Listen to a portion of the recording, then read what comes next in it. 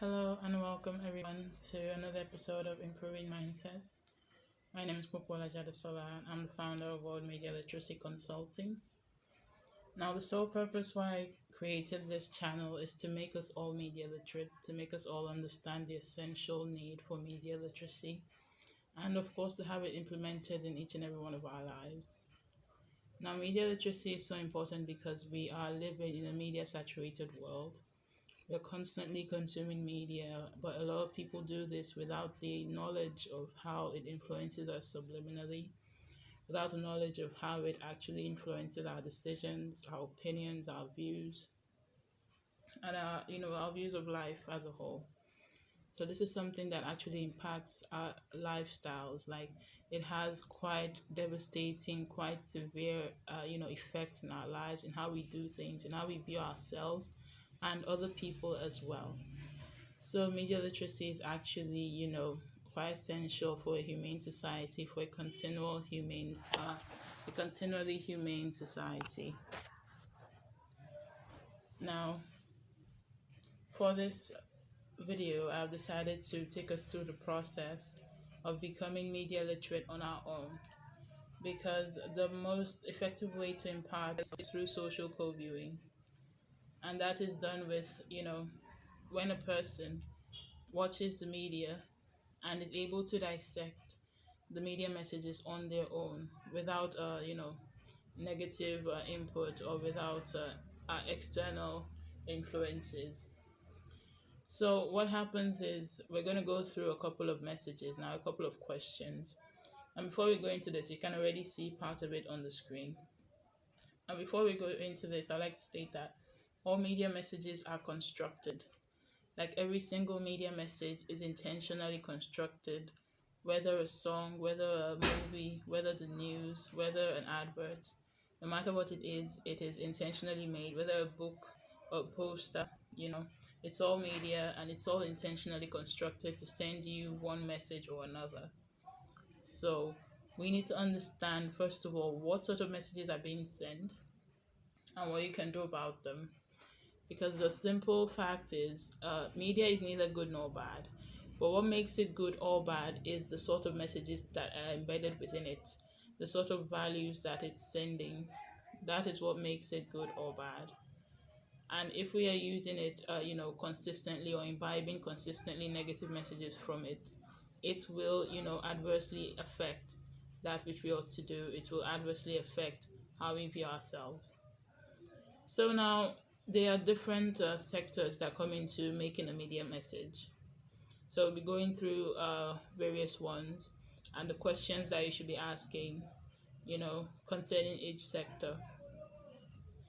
Now, when it comes to authorship and purposes, you state one, who made this and for what purpose? Okay, like I said before, every media message is constructed. So, for example, if you're watching an advert on, let's say, a soap making company, so that this question is quite obvious in that aspect. It's a soap making company, and they did this to advertise their product. So, who made this and for what purpose? If you're watching a movie, you can say, okay, many people make the mistake of thinking that movies are only for their entertainment. Actually, that is not true. They're sending a lot of subliminal messages, and it is also made for profit as well. So who made this and for what purpose is one thing that it should be, at the back of your mind. The second question when it comes to authorship and purposes is, what do they want me to do, think, or feel? Okay, like I said earlier, all media messages are intentionally constructed to send one message or another. So whatever media you're coming across, it is trying to make you do, think, or feel something, no matter what it is. If it is an advert, it is trying to make you do something. That means buy their product. If it is a book, it might probably trying to make you think, or trying to make you do something as well. If it is a movie, if it is a song, it's trying to make you feel something, most of the time. And often not positive things, sadly. That's where the problem comes in, actually. So, what do they want me to do, think, or feel? If it's an advert, like I said, it's crystal clear they want you to buy their product. But movies and songs and books often have, multiple layers, to their objectives. They often have a more complex, objectives, agendas in mind that perpetuate quite a number of aspects of our lives, mostly having to do with feelings and how we view each other. Actually, you know. So, thirdly, for authorship and purposes, is who is the target audience? Now, all media messages have their target audience. There are certain media messages that are general, that are meant for everyone. But you will see that there are certain media messages that are obviously intentionally targeted to one group or another. Okay, there are some media messages for men, some media messages for women, some media messages for children, some media messages for, let's say, a group of people, let's say even a race. You know, there are subliminal media messages for different groups of people. Okay, some general, some specific. Okay, like for example, if you are watching, I'm going to be using advertising most of the time for examples, because I believe it relates directly to our lives, and the things that we're imbibing. So for example, if you are watching a beer related advert or a sports related advert, is most likely targeted towards guys. But if you're watching an advert of, let's say, bags and shoes and things like that, or maybe hair extensions and stuff, it's probably targeted towards females. If you're watching a cartoon, or with toys, or advert with toys and things like that, it's most likely targeted towards children. So they have different target audiences for their different media messages. So another aspect to think of is the economics, the economic aspect of it, because a lot of money goes into making these media messages, and a lot of people, like I said before, make the mistake of thinking that movies and music are only for their entertainment, which is in fact the absolute opposite is the fact, because they're sending subliminal messages and they're targeting it to your emotions, to your mindset, and shaping it for their own profit but not for yours. So who paid for this is one thing you need to think about.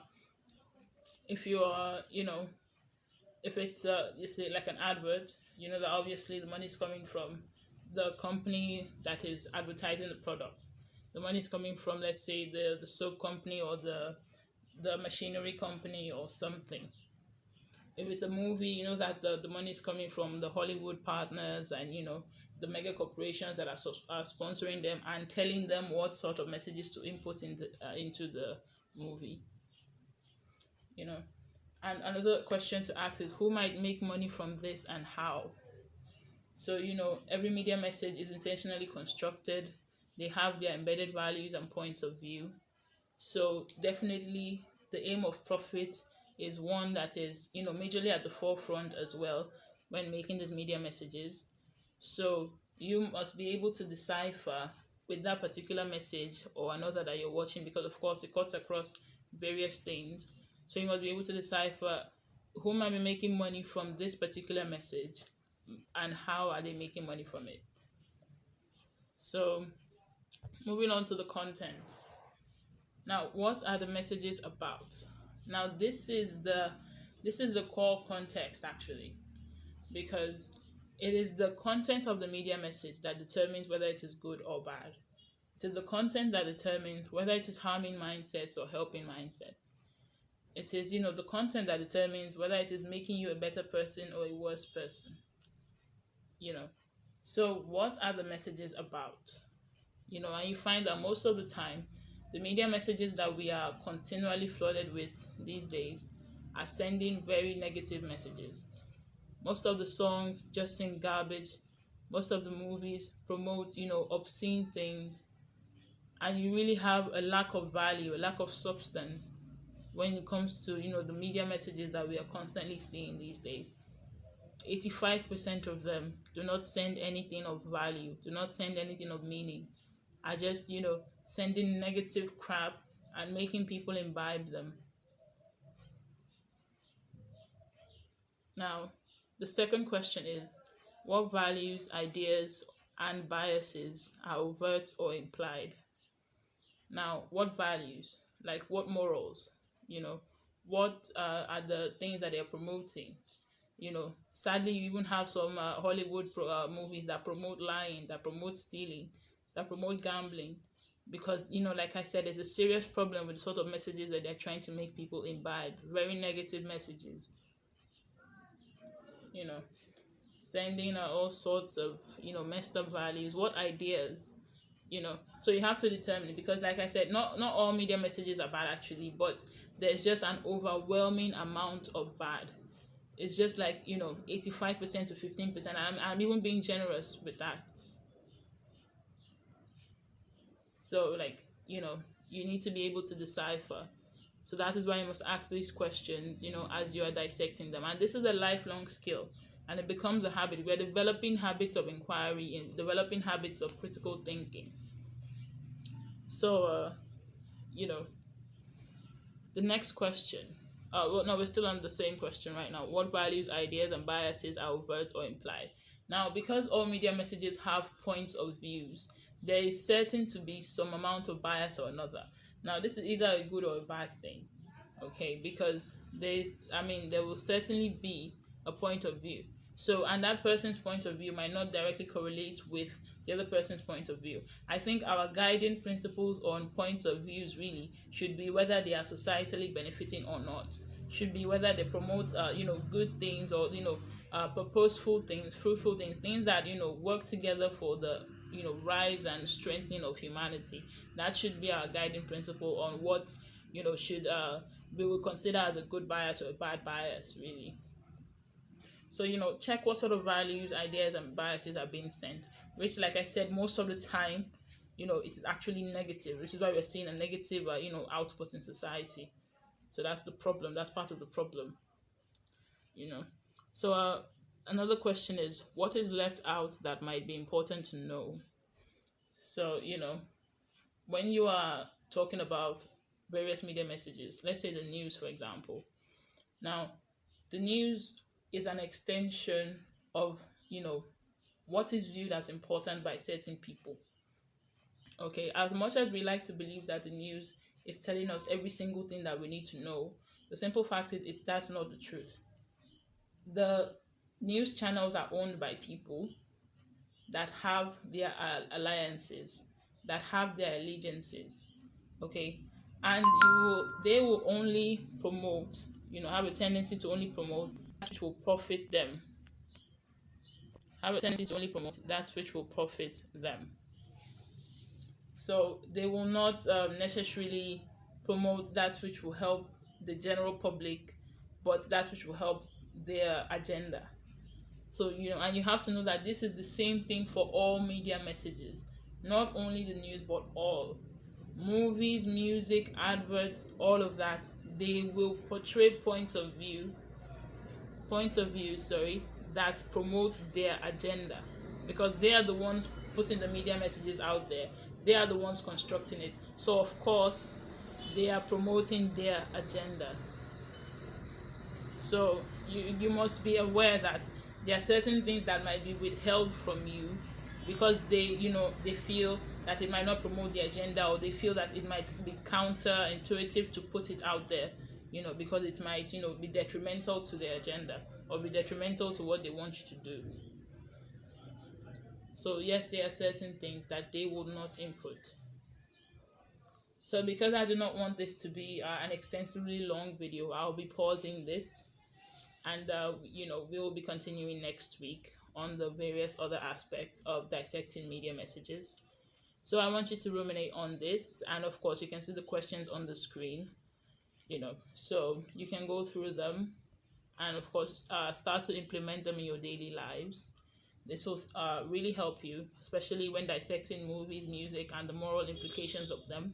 News as well, all media really. This is essential for all media, but let's say it has a greater capacity for impact in one more than the other. So we will continue next week, and this is the end of the episode for improving mindsets. And I really, really, really hope that you imbibe this, because this is something that can really turn around your mindset, especially from bad to good, from worse to better. So hope to see you all next week. Have a wonderful day.